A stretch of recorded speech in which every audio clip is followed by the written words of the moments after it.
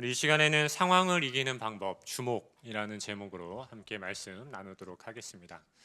여러분들 어떤 영화 좋아하시는지 모르겠습니다. 저는 많은 영화의 장르들이 있는데 특별히 전쟁 영화를 좋아합니다. 그래서 전쟁 영화는 잘 이렇게 개봉되지 않거든요. 그래서 개봉이 되면 꼭 극장에 가서 전쟁 영화를 보려고 하고 있는데요. 이 전쟁 영화를 보다 보면 종종 등장하는 장면이 있는데요. 바로 하나의 부대가 이제 전쟁을 치를 때 적군에 의해서 사방으로 포위가 되어지는 장면들이 나올 때가 있어요. 그럴 때는 이제 마지막으로 모든 것을 다 걸고 마지막 항전을 벌이는 그러한 장면들이 나타나게 될 때가 있습니다. 적에 비해서 수적으로도 열세이고 화력으로도 열세인 그 아군이 그 포위되어져 있는 그 상황을 어떻게든 이겨내야 하는 그 상황 속에서 영화 속 지휘관들은 마지막으로 이 병사들에게 이러한 명령을 내릴 때가 있습니다. 그러니까 이제 무기도 열악하고 이제 탄환도 얼마 남지 않았으니까 이런 명령을 내리는 것이죠. 내가 공격 신호를 내리기 전까지는 결코 방아쇠를 당기지 말아라. 먼저 총을 쏘지 말아라. 라는 이러한 명령을 내릴 때가 있는 것이죠. 그러니까 조금밖에 남아있지 않는 무기로 이 상황을 어떻게 해서든지 이기기 위해서는 적군이 가까이 다가올 때까지 기다렸다가 정확하게 공격하는 방법이 가장 좋은 방법이라고 이 지휘관은 판단하기 때문인 것이죠. 그런데 이 상황을 그리고 있는 영화를 보면 지휘관이 명령을 할 때까지 반드시 기다리라 라고 이렇게 명령을 했음에도 불구하고 꼭 어떤 사람이 있습니까? 명령을 끝까지 기다리지 못하고 먼저 총을 쏘는 사람이 꼭 나타나게 되는 것이죠. 왜 그렇게 되겠습니까? 아마도 그 상황이 주는 무게를 견디지 못해서 그런 것 아니겠습니까? 그 상황이 사람을 압도하게 되고 상황이 그 사람을 긴장하게 만들고 두렵게 만들기 때문입니다. 여러분이 만약에 전쟁터에 있고 적군이 바로 코앞까지 밀고 들어오고 있다면, 그래서 여러분들이 지금 당장이라도 적군과 싸워야 될 것 같은데 여러분들의 지휘관들은 결코 총을 쏘지 말라고 이야기하고 있다면 여러분들은 끝까지 방아쇠를 당기지 않을 수 있을 것 같으십니까? 여기에서 병사들이 지휘관의 기다리라는 명령을 따라서 결코 먼저 공격하지 않을 수 있는 방법은 단 한 가지입니다. 이 전쟁의 상황이 어떠하든지 간에, 이 전쟁의 상황이 나를 아무리 압박하고 나를 두렵게 만든다 할지라도 그 상황이 나를 잠식하게 만드는 것이 아니라 내가 그 상황을 이겨내야 하는 것이죠. 그 상황이 나를 이기게 하는 것이 아니라 내가 그 상황을 이겨낼 때에 여러분 우리는 그 상황 가운데서도 지휘관의 명령을 끝까지 따를 수 있게 되는 것이죠. 이를 위해서 필요한 것이 있다면 그것은 이 전쟁을 반드시 승리로 이끌어낼 것이라는 나의 지휘관에 대한 온전한 신뢰가 필요한 것입니다. 지휘관의 명령을 따르기만 한다면 반드시 이 전쟁에서 이길 수 있을 것이라는 그 믿음을 갖는 것이 중요한 것이죠. 그래, 이 상황에서 우리 지휘관이라면 반드시 전쟁을 승리로 이끌 수 있을 거야. 이 믿음이 엄청난 두려운 상황에 내가 잠식당하지 않고 오히려 그 상황을 이길 수 있도록 만들어 가는 것이죠. 그러나 여러분, 만약에 내가 그렇게 의지해야 할 지휘관이 여러분 만약에 무능력한 지휘관이라면 어떻게 되겠습니까? 여러분 이런 얘기 많이 들어보셨죠? 전쟁의 한 소대장이 소대원을 이끌고 전쟁에 참여했는데, 그래서 이 소대장이 나를 따르라 해서 저 산 꼭대기까지 올라갔어요. 근데 산 꼭대기에 올라가고 나니까 소대장이 이렇게 한마디 하죠. 뭐라고 얘기하죠? 이 산이 아닌가벼. 얼마나 무능력한 지휘관의 모습을 보여주는 한 이야기입니까? 그런 지휘관이라면, 그렇게 무능력한 지휘관이라면 정말 위급한 상황 가운데서 나를 두렵게 만드는 그 상황 가운데서 어떻게 끝까지 지휘관을 믿고 신뢰하며 그 상황을 이겨낼 수 있겠습니까? 사랑하는 성도 여러분, 우리의 삶도 마찬가지입니다.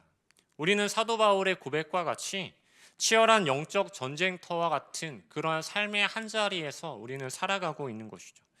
때로는 그 상황이 너무나도 크고 내가 감당할 수 없어서 그 상황 가운데 내가 짓눌리게 될 때도 있습니다.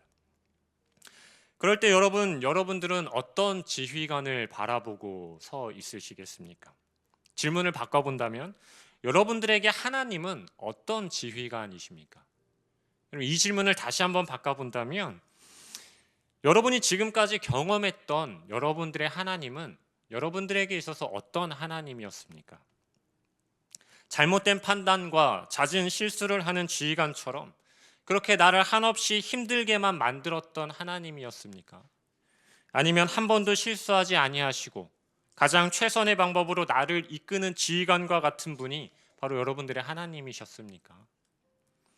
만약 우리가 삶에 닥쳐오는 고난과 역경의 상황 속에서 우리가 한없이 당황해하고 그 상황에 압도당한 채로 두려움에 빠져 있는 나 자신을 늘 발견하게 된다면 아직 우리는 정말 하나님이 어떤 분이신지를 정확하게 경험하지 못하는 것이죠. 왜냐하면 우리 인생의 지휘관, 우리가 치러야 하는 우리의 삶에 주어지는 모든 전쟁의 지휘관 되시는 하나님은 어떤 지휘관과도 비교할 수 없는 전지전능하시며 가장 탁월한 지휘관이시기 때문입니다. 그러니까 저와 여러분들의 지휘관 되시는 하나님은 우리의 모든 전쟁 가운데서 우리에게 늘 승리를 안겨주시는 하나님이시기 때문이라는 것입니다. 모든 전쟁의 주도권을 가지고 계시고 모든 전쟁의 결과를 손에 쥐고 계시며 한결같이 승리만을 선포하시는 지휘관이 바로 우리가 믿는 하나님이라는 사실이죠. 따라서 우리가 오늘 함께 읽은 본문 말씀은 우리를 향하여서 결코 우리가 마주하게 되는 모든 상황 가운데 그 상황에 지지 말고 오히려 그 상황을 이겨내라 라고 이렇게 말씀하고 있다는 것입니다. 사랑하는 성도 여러분, 그렇다면 우리는 어떻게 상황에 지지 않고 오히려 그 상황을 이겨내며 살아갈 수 있겠습니까? 바로 우리의 모든 시선이 나의 지휘관 되시는 하나님만을 온전히 주목할 때 우리는 모든 상황을 이기며 살아갈 수 있다는 사실입니다. 여러분, 오늘 본문은 사울이 왕이 된 지 2년이 지난 후에 블레셋과 이스라엘의 한 전쟁을 기록하고 있습니다. 이 전쟁이 일어나게 된 원인은 요나단이 먼저 블레셋의 수비대를 공격했기 때문이죠. 공격을 받은 블레셋이 다시 이스라엘을 공격하게 된 것입니다. 그래서 블레셋이 이스라엘을 다시 공격하게 되었을 때 그 블레셋이 쳐들어오는 것을 보고 사울이 군대를 소집하게 되어지는데 그 군대를 어디로 소집하게 되냐면 길갈로 소집하게 됩니다. 여러분, 길갈이 어떤 곳이었습니까? 이스라엘 백성들이 요단강을 건너고 할례를 행하였던 곳이 바로 길갈이었고 유월절을 지켰던 곳이 바로 길갈이었습니다. 다시 말해서 이스라엘은 이 길갈이라는 장소가 하나님께서 우리를 다스리시고 하나님께서 지금까지 우리를 인도하셨고 하나님이 우리를 보호하시는 분이라는 사실을 늘 바라보았던 곳, 그 하나님을 주목하여 바라보았던 장소가 바로 이 길갈이었다라는 것입니다. 특별히 사울에게는 이 길갈이 더 의미 있는 장소였죠. 사울이 왕으로 세움받은 곳이 바로 길갈이었기 때문입니다. 따라서 이스라엘에게 있어서 길갈이라는 장소는 하나님을 주목했던 장소가 바로 길갈이었습니다. 그러나 여러분, 이러한 길갈에서 사울과 이스라엘은 전쟁이라는 감당하기 힘든 엄청난 위기의 상황을 마주하게 된 것입니다. 그런데 하나님을 그렇게 길갈에서 주목했던 사울과 이스라엘이 이제는 그 길갈에서 하나님을 주목하지 않고 있는 것입니다. 하나님을 주목하는 것이 아니라 그저 눈앞에 닥쳐온 전쟁이라는 그 상황만을 주목하고 있는 것이죠. 지금까지 친히 이스라엘의 지휘관이 되어주셔서 보호하시고 인도해 주셨던 그 하나님을 주목하여 바라보는 것이 아니라 자신들이 감당할 수 없을 것 같은 그 거대한 전쟁이라는 상황만을 주목하고 있었다는 것이죠. 오늘 본문 13장 2절에서는 이스라엘의 병력의 현황이 이렇게 기록되어져 있는데 2,000명은 사울과 나머지 1,000명은 요나단과 함께 있었다라고 기록합니다. 그러니까 이스라엘의 총 병사는 3,000명이었던 것입니다. 그런데 이스라엘과 싸워야 하는 블레셋의 군사를 성경은 이렇게 기록하고 있죠. 우리 5절 말씀인데요. 같이 한번 읽어보겠습니다. 시작. 블레셋 사람들이 이스라엘과 싸우려고 모였는데 병거가 3만이요 마병이 6,000명이요 백성은 해변에 모래같이 많더라. 그들이 올라와 베다웬 동쪽 민마스에 진침해. 여러분, 이스라엘은 고작 3천 명, 블레셋은 병거 3만에 마병 6천에 백성은 헤아릴 수 없을 만큼 많았다라고 기록하고 있습니다. 이스라엘이 지금 이 전쟁의 상황을 바라보았을 때 이 전쟁은 도무지 이길 수 없는 전쟁인 것입니다. 6절을 보면 이 전쟁을 이스라엘 백성들이 어떻게 바라보고 있는지 기록하고 있는데요. 6절을 보면 이렇게 말씀합니다. 이스라엘 사람들이 위급함을 보고 절박하여 굴과 수풀과 바위 틈과 은밀한 곳과 웅덩이에 숨으며 라고 이렇게 기록하고 있어요. 위급하고 절박한 상황이라고 이스라엘은 지금 인식하고 있었다라는 것입니다. 이 전쟁에서 우리가 패할 수도 있겠구나. 아니, 패할 뿐만 아니라 잘못하다간 이 전쟁에서 우리가 다 죽을 수도 있겠구나. 이렇게 생각했다라는 것입니다. 그래서 이스라엘 백성들이 선택한 행동이 무엇이었습니까?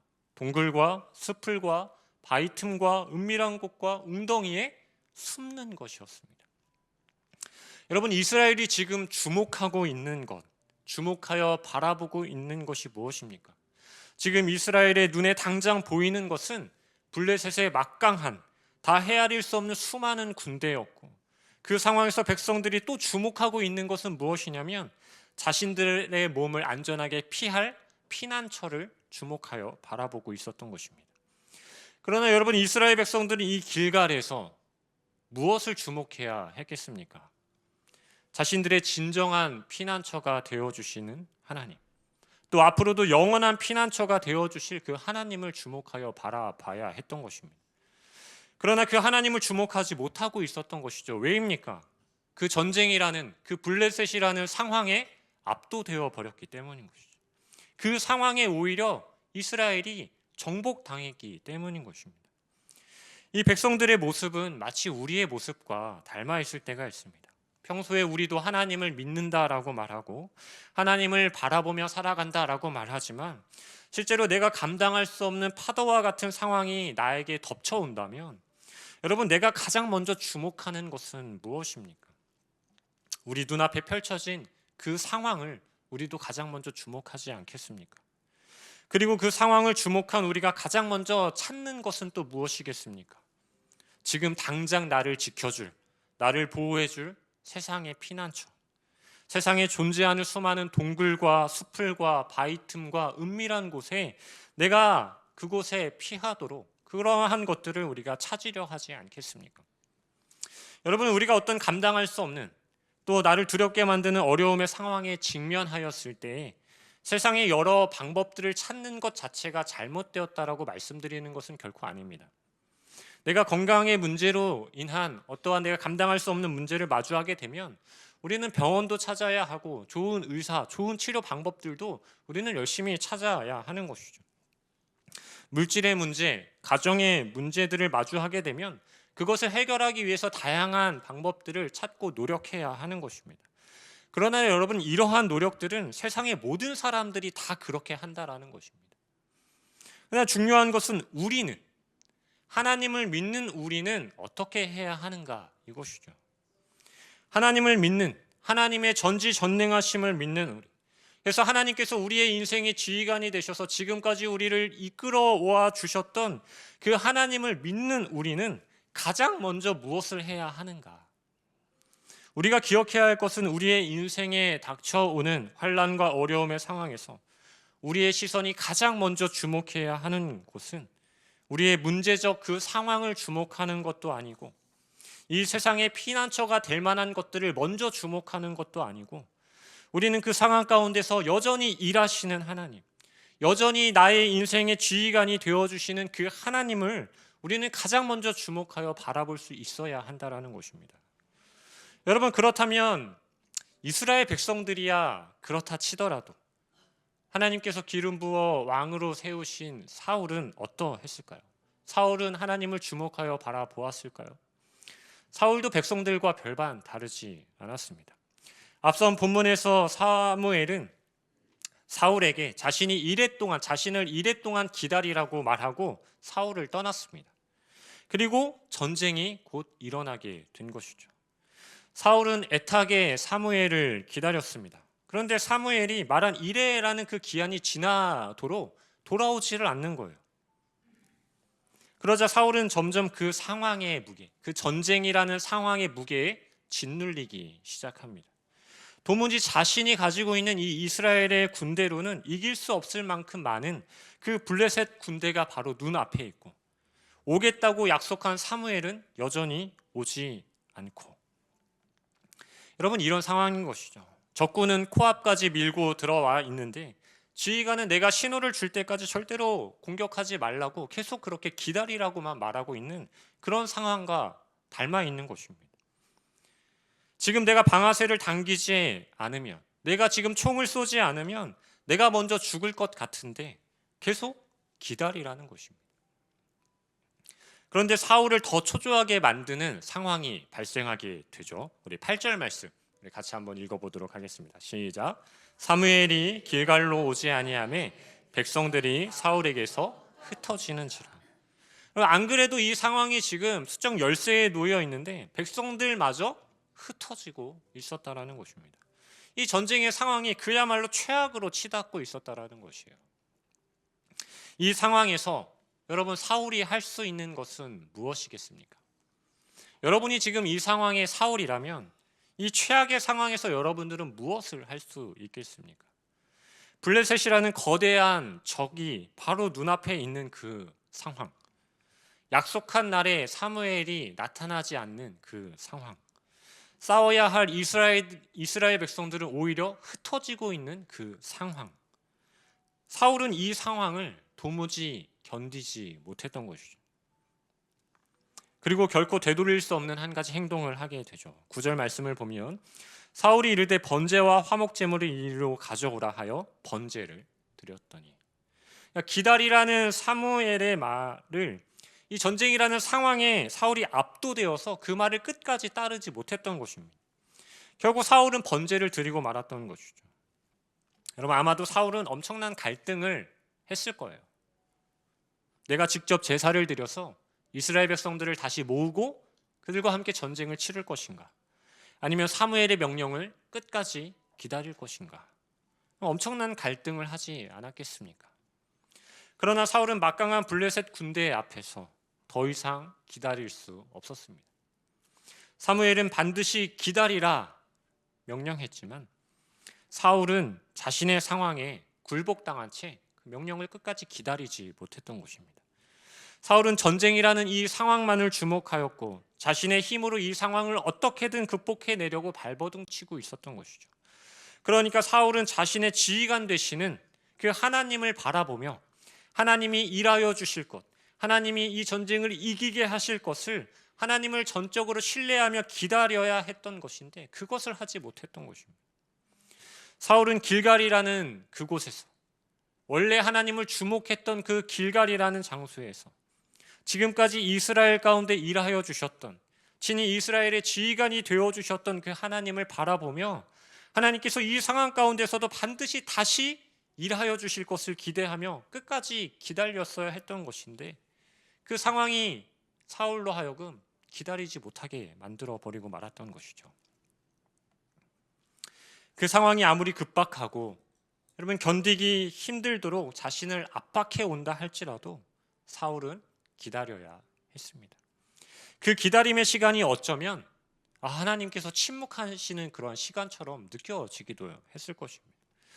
여러분, 우리도 그렇죠. 우리도 우리의 삶 가운데 하나님이 왜 도대체 이렇게 침묵하시는가 질문하고 생각하게 될 때가 있습니다.